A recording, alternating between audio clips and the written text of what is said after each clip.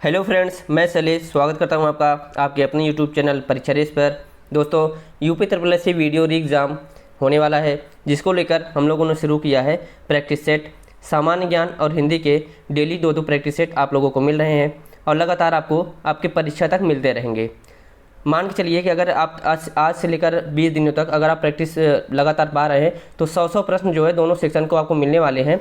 लगभग 2000 प्रश्न सामान्य ज्ञान से और 2000 प्रश्न हिंदी के आपको कम से कम मिलने वाले हैं। अगर आप इतना प्रैक्टिस कर लेते हैं तो निश्चित ही आपको 60 से 70% जो प्रश्न होंगे वो हूबहू आपको परीक्षा में देखने को मिलेंगे। हिंदी का ये हमारा 7वां प्रैक्टिस सेट है, जो यूथ कंपटीशन का प्रैक्टिस सेट है। आइए शुरू करते हैं आज का सेशन। अगर आपको इसका PDF चाहिए तो ज्वाइन कर लीजिए हमारे टेलीग्राम चैनल परीक्षा रेस को। अगर आप इस चैनल पर पहली बार विजिट कर रहे हैं तो चैनल को सब्सक्राइब करना ना भूलें। आइए शुरू करते हैं आज का सेशन। देखते हैं कि हिंदी परिज्ञान एवं लेखन योग्यता से जो प्रश्न पूछे जाएंगे उसमें सबसे पहले आपको एक काव्यांश देखने को मिल रहा है, जो प्रश्न संख्या 1 से लेकर 5 तक जिस पर आधारित है। काव्यांश कुछ इस तरह है, जिसको पढ़कर आपको उत्तर देना है। काव्यांश है, कुछ भी बन बस कायर मत बन, ठोकर मार पटक मत माथा, तेरी राह रोकते पाहन, कुछ भी बन बस कायर मत बन, ले देकर जीना क्या जीना, कब तक गम के आंसू पीना, मानवता ने तुझको सींचा, बहा युगों तक खून पसीना। ये काव्यांश आपको प्रेरित कर सकता है, आपसे जुड़ा हुआ हो सकता है। इसका अर्थ होगा कुछ भी बन बस कायर मत बन, मतलब आप कुछ भी करिए बस कायर मत बनिए। ठोकर मार पटक मत माथा, मतलब कि आप ठोकर मारिए, अपने माथे को मत पटकिए। तेरी राह रोकते पाहन, जो चट्टान आपकी राह रोकते हैं उसको ठोकर मारिए बजाय कि अपना माथा पटकने के। कुछ भी करिए बस कायर मत बनिए। ले देकर जीना क्या जीना, ले देकर जो ज़िंदगी काटते हैं लोग, ऐसी ज़िंदगी किस काम की, कब तक गम के आंसू पीना, मानवता ने तुझको सींचा, बहा युगों तक खून पसीना। आइए देखते हैं इसके जो प्रश्न हैं वो कैसे हैं। पहला प्रश्न है, क्या करने की प्रेरणा कवि जो है इसमें दे रहा है। तो आप देखेंगे इसमें कहा गया है कि रुकावटों को ठोकर मारने की बात कही है। कवि ने कहा है कि जो भी रुकावट आपके सामने आ रही है आप उसको ठोकर मारिए बजाय उसके कि उस पर अपना सर पटकने के। दूसरा प्रश्न है, इन पंक्तियों में कायर का अर्थ क्या है। कायर का अर्थ होता है समझौतावादी। जो व्यक्ति अपने जीवन से में हर समय हर परिस्थिति पर कहीं भी थोड़ी समस्या होती है वहाँ पर वो समझौता करता रहता है, ऐसा व्यक्ति जो है ज़िंदगी में कुछ कर नहीं सकता, वो कायर बन के रह जाता है। तो कायर का अर्थ यहाँ पे समझौतावादी से है। अगला प्रश्न, कुछ भी बन बस कायर मत बन, कवि ने क्यों कहा है। कवि ने ऐसा क्यों कहा कि आप कुछ भी करिए बस कायर मत बनिए। तो ऐसा होता है कि कायर मनुष्य जो होता है उसका जीवन व्यर्थ होता है। कायर मनुष्य अपना कायरता दिखाने के लिए वो किसी भी हद तक जा सकता है और कहीं पे भी जहाँ ज़िंदगी से उसे लड़ने की बात आती है तो अपनी ज़िंदगी में हर समय समझौता करता रहता है। इसलिए कवि ने उसे कहा है कि कायर मत बन। पाहन शब्द का पर्यायवाची है। पाहन शब्द का पर्यायवाची होता है पत्थर। अगला प्रश्न देखते हैं, कवि के अनुसार किस प्रकार का जीवन व्यर्थ है। तो कवि ने कहा है कि जो समझौतावादी जीवन होता है, जो व्यक्ति अपने जीवन की हर परिस्थितियों में समझौता करता रहता है, ऐसा जीवन व्यर्थ होता है। बजाय कि समझौता करने के व्यक्ति को अपने जीवन में संघर्ष करके आगे बढ़ना चाहिए। अगला प्रश्न है, भरत मुनि के अनुसार रसों की संख्या क्या है। तो रसों की संख्या को लेकर 3 प्रश्न बनते हैं। सबसे पहला है कि भरत मुनि के अनुसार रसों की संख्या क्या है। तो भरत मुनि जी ने कुल 8 प्रकार के रस बताए हैं। भरत मुनि ने अपने ग्रंथ नाट्य शास्त्र में रसों की संख्या 8 बताई है। भरत मुनि ने शांत रस को रस नहीं माना है। शांत रस जिसका स्थायी भाव निर्वेद होता है, तो भरत मुनि ने कहा था कि निर्वेद कोई ऐसी चीज़ होती ही नहीं है, इसलिए उन्होंने इसे रस नहीं माना था। जो मूलतः रसों की संख्या होती है वो 9 होती है। यहाँ पे जो दूसरा प्रश्न बनता है कि रसों की अगर पूछ ले मूलतः कितनी संख्या होती है, तो कुल 9 प्रकार के रस होते हैं। इसके बाद आता है कि जो अगला प्रश्न बनता है कि वर्तमान समय में रसों की संख्या कितनी है। तो बाद में जो आचार्यों ने 2 और भावों को जो है बताया था, एक था वात्सल्य और दूसरा था भक्ति। इन दोनों के स्थायी भाव की मान्यता दी और अंततः जो है वर्तमान में कुल रसों की संख्या 11 हो गई है। तो 3 प्रश्न यहाँ पर बनते हैं। भरत मुनि के अनुसार रसों की संख्या 8 है और वैसे पूछा जाए तो 9 प्रकार के रस होते हैं सामान्यतः। वर्तमान में पूछा जाए रसों की संख्या तो 11 हो चुकी है। अगला प्रश्न, चरण कमल बंदव हरिराई में अलंकार है। जब कभी भी उपमेय को सीधा उपमान की संज्ञा दे दी जाती है वहाँ पर जो होता है रूपक अलंकार होता है। जैसे चरण को ही यहाँ पर कमल कह दिया गया है। इसके अन्य उदाहरण भी जैसे कर सकते हैं कि कोई व्यक्ति कहता है कि तुम तो शेर हो, ये मतलब कि कोई किसी व्यक्ति को सीधा शेर कह दे रहा है, यहाँ पर उसका मतलब होगा कि वहाँ पर रूपक अलंकार है। अगला प्रश्न, वह लाचार है क्योंकि वह अंधा है। इसमें पूछा है कि वाक्य में अव्यय क्या है। जब आप इसको पढ़ेंगे देखेंगे कि वह लाचार है क्योंकि शब्द जो है कारण को बता रहा है, क्योंकि वह अंधा है इसलिए लाचार है। तो इसमें पूछा है कि अव्यय क्या है, तो कारणवाचक अव्यय यहाँ पर उपस्थित है। अगला प्रश्न, युद्ध में स्थिर रहने वाला किस समास का विग्रह पद है। इसमें अगर समास पूछा जाए तो किस समास का विग्रह पद है, तो ये होगा अल्युक तत्पुरुष समास। युद्ध में स्थिर रहने वाला जो है युधिष्ठिर का समास विग्रह होता है। अगर इसमें देखें युद्ध में स्थिर रहने वाले को युधिष्ठिर कहा जाता है, इसमें अल्युक तत्पुरुष समास है। अल्युक तत्पुरुष समास ये जो होता है ये तत्पुरुष समास का उपभेद होता है। इसमें समास करने पर पूर्व पद की विभक्ति का लोप नहीं होता है। जैसे इसके अगर अन्य उदाहरण देखें, मनसिज शब्द होता है जिसका अर्थ होता है कि कामदेव। मनसिज में जो मनस्य शब्द होता है इसका अर्थ होता है मन में, जह का अर्थ होता है जन्म या फिर उत्पन्न, तो जो इसका मनसिज का अर्थ होगा हो जाएगा कामदेव। खेचर शब्द होता है, खेचर में जो खे शब्द होता है इसका अर्थ होता है आकाश, जबकि जो चर शब्द होता है इसका अर्थ होता है विचरण करने वाला।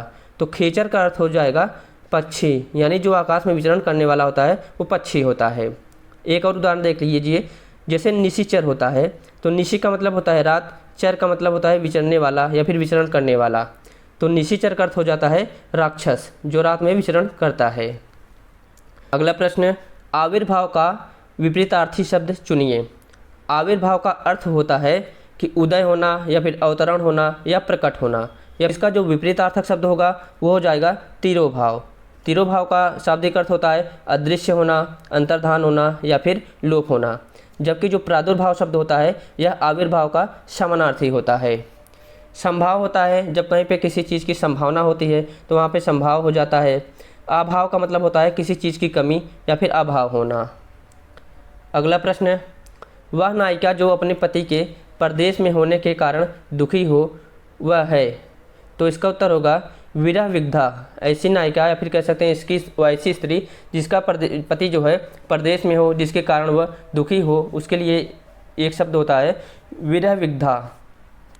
अगला प्रश्न, निम्न में अर्धस्वर कहलाता है। दो ऐसे व्यंजन होते हैं जिन्हें अर्धस्वर कहा जाता है, वो होते हैं यह और वह। इन दोनों को अर्धस्वर भी कहा जाता है।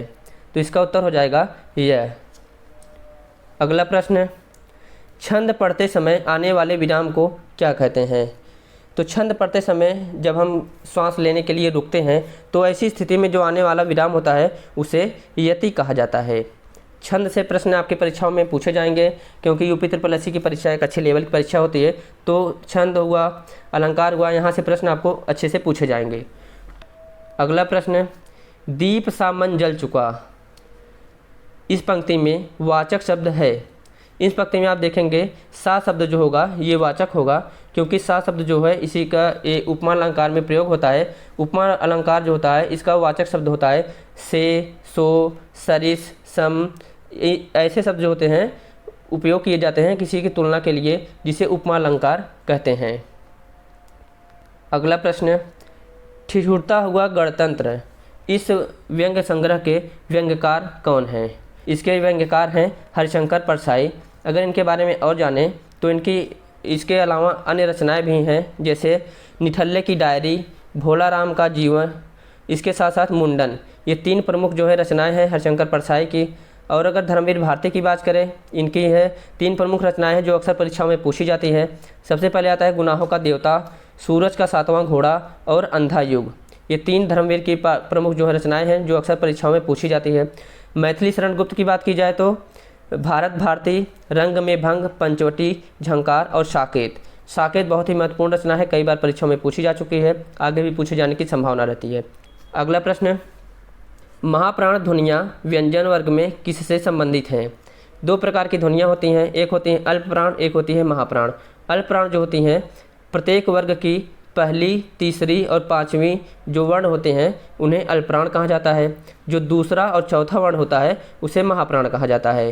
तो इसमें महाप्राण पूछा है, इसलिए ऑप्शन सी दूसरा और चौथा इसका सही उत्तर होगा। अगला प्रश्न, यहाँ पे जो है एक वाक्य है जो 6 खंडों में बटा हुआ है।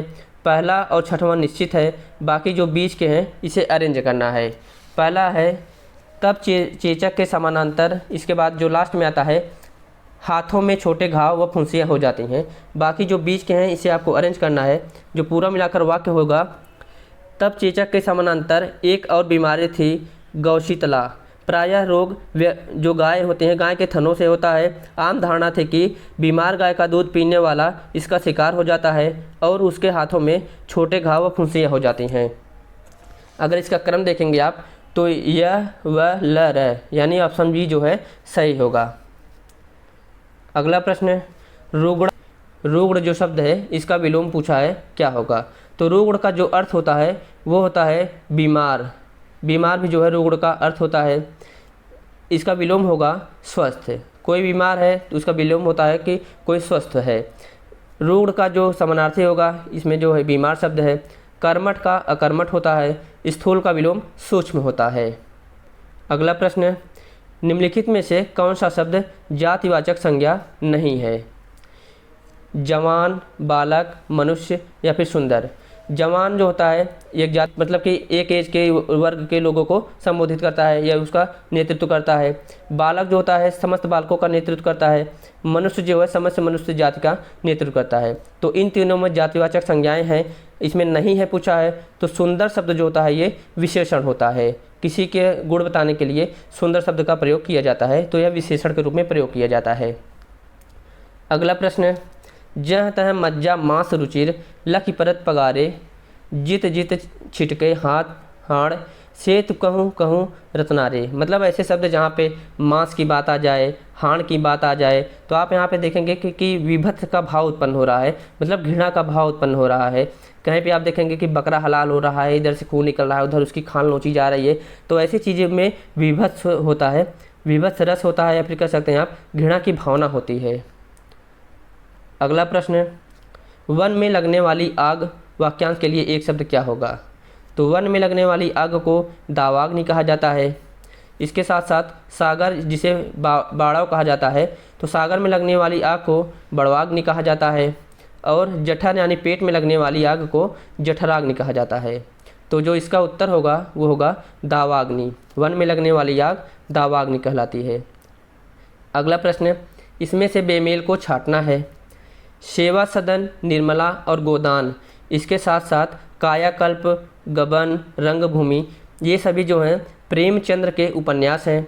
अगर बात करें चंद्रकांता की, चंद्रकांता देवकी नंदन खत्री की उपन्यास है। तो इसमें जो बेमेल है ये है चंद्रकांता। अगला प्रश्न, भारतेंदु हरिश्चंद्र का कौन सा नाटक बांग्ला भाषा से अनुदित है? अनुदित का अर्थ होता है कि अनुवादित है। ये पहले बांग्ला भाषा में थी, इसको इन्होंने हिंदी भाषा में अनुवाद करके लिखा था। तो ये है विद्या सुंदर। अगला प्रश्न, दिए गए विकल्पों में से निर्गुण भक्ति काव्य के प्रमुख कवि कौन हैं? जब भी आपके सामने निर्गुण भक्ति की बात आती है, आपने हिंदी को थोड़ा भी जाना है, पहचाना है, तो आपके मन में सबसे पहले नाम आता है कबीरदास जी का। तो इसके उत्तर होंगे कबीर जी।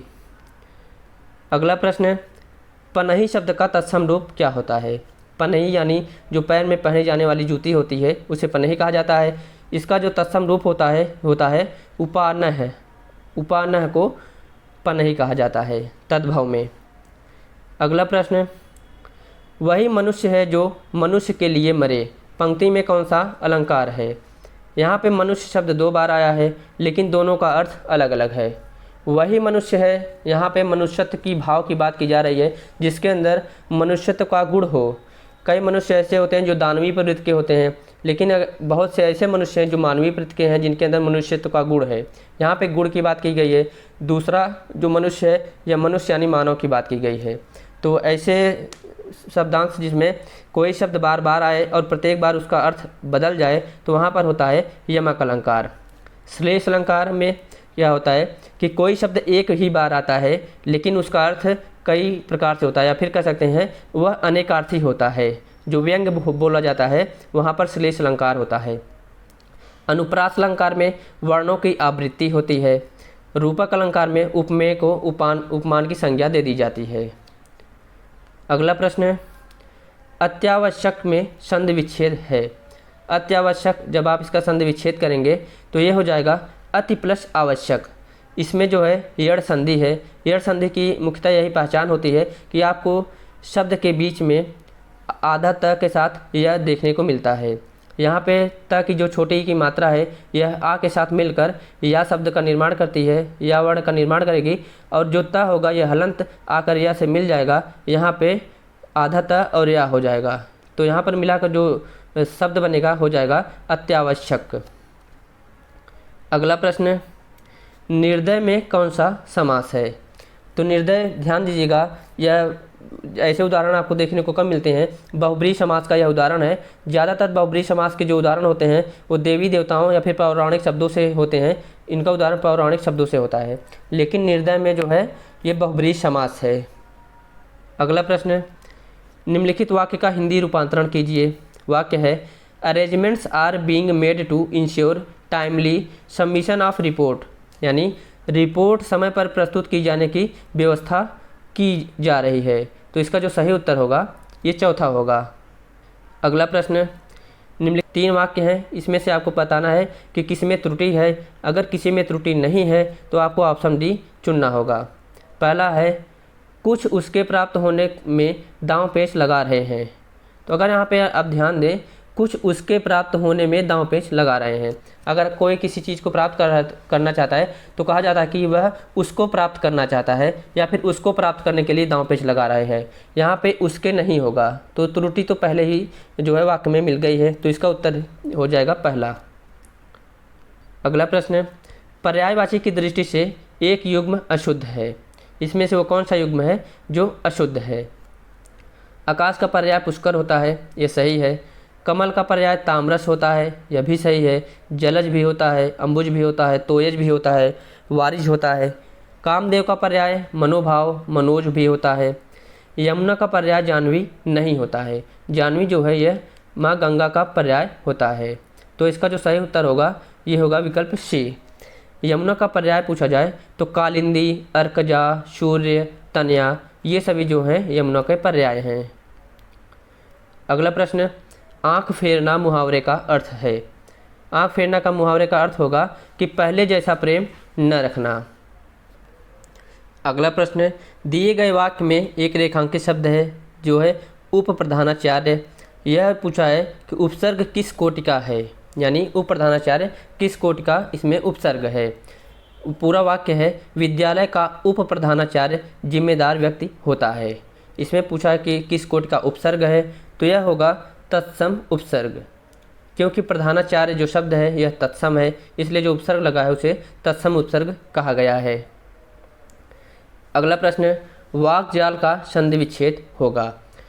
वाक्जाल शब्द का अगर संधि विच्छेद पूछा जाए तो ये होगा वाक प्लस जाल।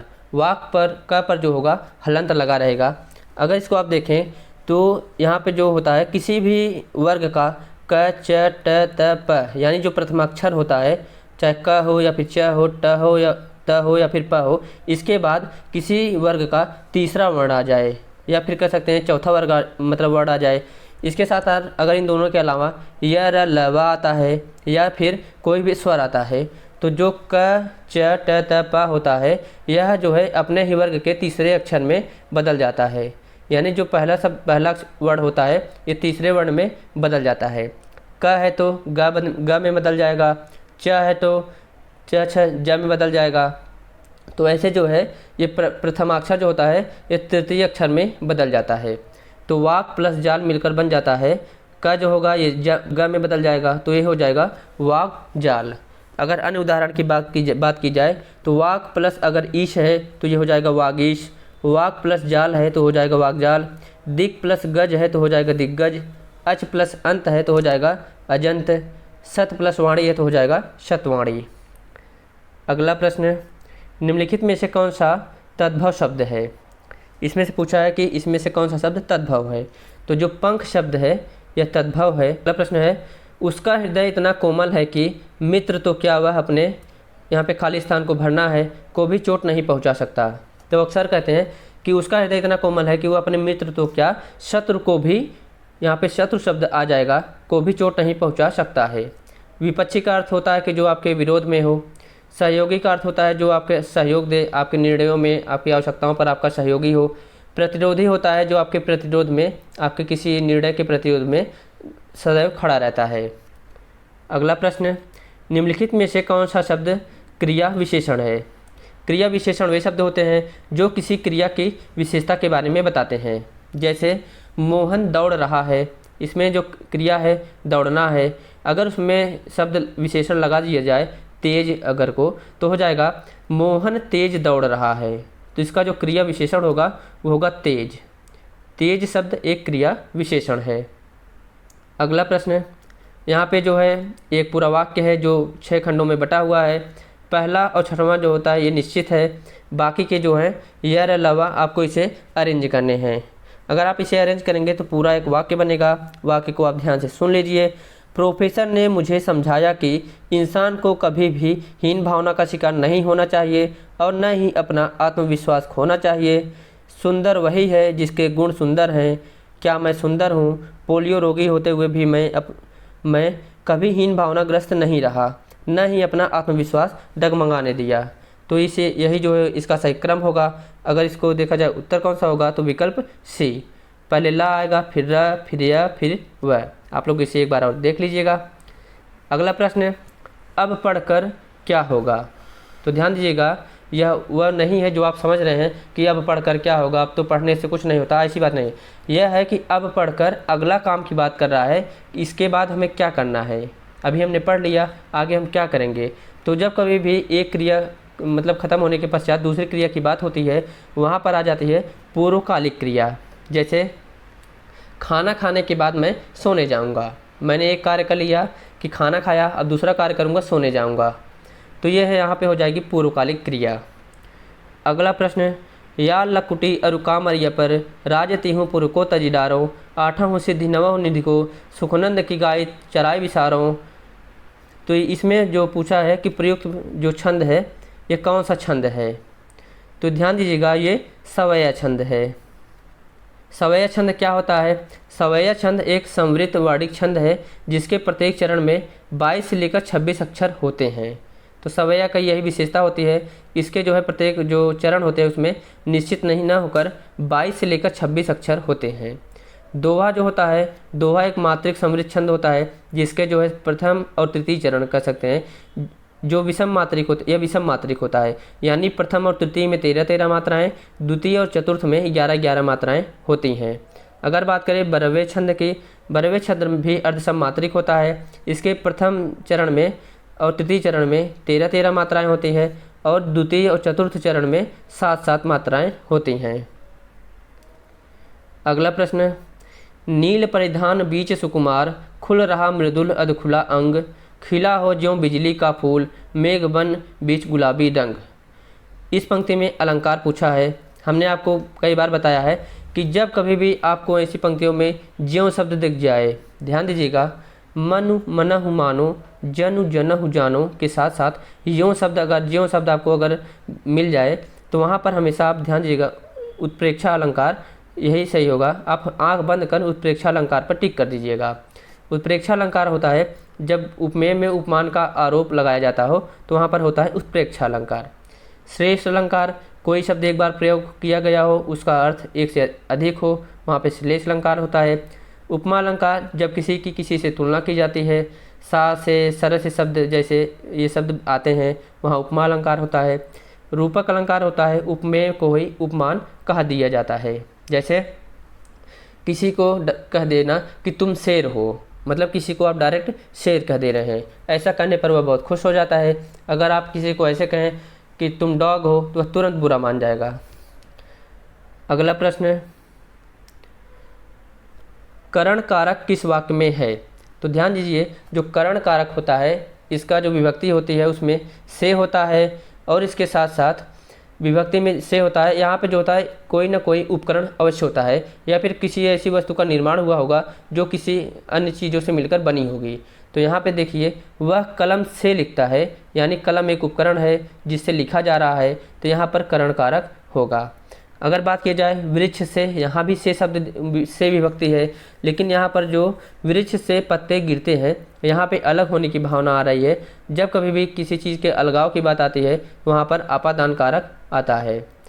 तो वृक्ष से पत्ते गिरते हैं ये आपादान है, वह कलम से लिखता है यह करण कारक है। अगला प्रश्न, साधु आ रहे हैं, वाक्य में साधु का वचन निर्धारित कीजिए। तो साधु शब्द जो होता है ये हमेशा बहुवचन में प्रयोग किया जाता है। साधु आ रहे हैं कहा गया है चूँकि यहाँ पे तो यह सिद्ध कर रहा है कि आ रहे हैं यानी कई साधु हैं जो एक साथ आ रहे हैं। अगला प्रश्न, नायक का संधि विच्छेद कीजिए। विच्छेद पूछा है तो ध्यान दीजिएगा, जब कभी भी ए अय या फिर ओ औ के बाद कोई अन्य स्वर आता है तो वहाँ पर अय, आय, अव, आओ जैसे शब्द आ जाते हैं। तो यहाँ पे अगर संधि पूछ ले कौन सी होती है तो यहाँ पे होती है अयादि संधि। अगर यहाँ पे नायक दिया है तो नायक शब्द का जब संधि विच्छेद करेंगे ये होगा नय प्लस अक मिलकर बन जाएगा नायक। अगर ने प्लस अक होता तो ये नायक हो जाता, नौ प्लस अक है ये नावक हो जाएगा। तो ये ध्यान दीजिएगा ओ औ के साथ हमेशा आव लगेगा, ओ है तो अव होगा, अव है तो आव होगा, ए है तो अय होगा, अय है तो आय होगा। तो नायक में संधि विच्छेद जो है नय प्लस अक मिलकर बनता है नायक। अगला प्रश्न है, जिस समास में उत्तर पद की प्रधानता होती है उसे क्या कहते हैं? तो उसे कहते हैं तत्पुरुष समास। तत्पुरुष समास में उत्तर पद प्रधान होता है। अगर बहुब्रीहि समास की बात की जाए तो इसमें अन्य पद प्रधान होता है, यानी दोनों पद के अलावा कोई तीसरा पद प्रधान हो जाता है। अव्ययी भाव समास की बात की जाए तो प्रथम पद अव्यय होता है और वही प्रधान भी होता है। द्वंद्व की बात की जाए तो दोनों पद जो होते हैं वो प्रधान होते हैं। अगला प्रश्न, निम्नलिखित शब्दों के मूल शब्द तथा उसमें लगे प्रत्यय का एक युग्म गलत है, वह कौन सा है? सुंदरता में अगर बात की जाए सुंदर प्लस ता मिलकर बनता है सुंदरता, बच प्लस पन मिलकर बनता है बचपन, कठिन प्लस आई मिलकर बनता है कठिनाई, पाँच प्लस वाह मिलकर पाँचवा नहीं बनता है, वाह कोई प्रत्यय नहीं होता है। ध्यान दीजिएगा वाह शब्द कोई प्रत्यय नहीं होता है, इसलिए जो इसका सही उत्तर होगा ये होगा पाँचवा। पाँचों शब्द में जो युग्म है ये गलत है। अगला प्रश्न, वर्तनी की दृष्टि से कौन सा शब्द सही है? कई बार ये प्रश्न पूछा जा चुका है और हम अक्सर इसको गलत करके आते हैं, क्योंकि जब हम सन्यासी का उच्चारण करते हैं तो हमें लगता है कि इसमें केवल एक न है, लेकिन ऐसा नहीं होता है। सन्यासी में बिंदु के साथ साथ आधा न भी होता है। तो प्रथम अगला प्रश्न, निम्नलिखित वाक्यों में से कौन सा वाक्य अशुद्ध है? इसमें पूछा है कि कौन सा वाक्य अशुद्ध है। मुझसे यह काम संभव नहीं है, यह बिल्कुल सही है। प्रायः ऐसे अवसर आते हैं जिसमें लोगों को अपना मत बदलना पड़ता है, इसमें भी कोई त्रुटि नज़र नहीं आ रही है। किसी आदमी को कानपुर भेज दो, इसमें भी कोई त्रुटि नज़र नहीं आ रही है। तो ये काफ़ी कठिन हो जाता है ऐसे सवाल जब पूछ लिए जाते हैं, क्योंकि जब इसमें आप त्रुटि देंगे बहुत ही बारीक है। शास्त्री जी की मृत्यु से हमें बड़ा दुख हुआ, हुआ के बाद है शब्द यहाँ पे है वर्ड नहीं लगेगा। तो इसका जो उत्तर होगा ये हो जाएगा विकल्प एक, शास्त्री जी की मृत्यु से हमें बड़ा दुख हुआ। अगला प्रश्न, केतु का पर्यायवाची है। केतु का पर्यायवाची होता है ध्वजा या फिर ध्वज होता है। अगर अन्य पर्यायवाची अगर हम देखें केतु के तो हो जाएगा झंडा, पताका, निशान जो है इत्यादि जो है केतु के पर्यायवाची हो जाते हैं। जबकि जो नाग होता है ये हाथी का पर्याय होता है। अगला प्रश्न, गंगा गए गंगा दास, जमुना गए जमुना दास लोकोक्ति है, इसका सही अर्थ क्या होता है? मतलब गंगा गए गंगा दास, जमुना गए जमुना दास, जिनका कोई सिद्धांत ही नहीं है। तो ऐसे लोकोक्ति का अर्थ होता है जो सिद्धांतहीन हो, उसके लिए ये कहा जाता है कि गंगा गए गंगा दास, जमुना गए जमुना दास। आज का सेशन यहीं पे समाप्त होता है। कैसा लगा आज का सेशन ज़रूर बताइएगा। हम लोग जो है थोड़ा जल्दी प्रश्नों को इसलिए कराते हैं क्योंकि आपके पास भी समय कम है। हम चाहते हैं कम समय में अधिक से अधिक आपको प्रैक्टिस दी जाए। दिन में मतलब कि 2-2 प्रैक्टिस दिया जा रहा है, एक सुबह एक शाम आपको हिंदी का और एक जो है सामान्य ज्ञान का आपको लगातार दिया जा रहा है और आगे भी दिया जाता रहेगा। तो कम समय में हम आपको अधिक प्रैक्टिस करवाना चाहते हैं, तो लगातार प्रैक्टिस के लिए बने रहें हमारे साथ। आपको अगर इसका पीडीएफ चाहिए तो टेलीग्राम चैनल को जरूर ज्वाइन कर लीजिएगा। चैनल पर पहली बार आए हैं तो चैनल को सब्सक्राइब कर लीजिएगा। मिलते हैं अगले वीडियो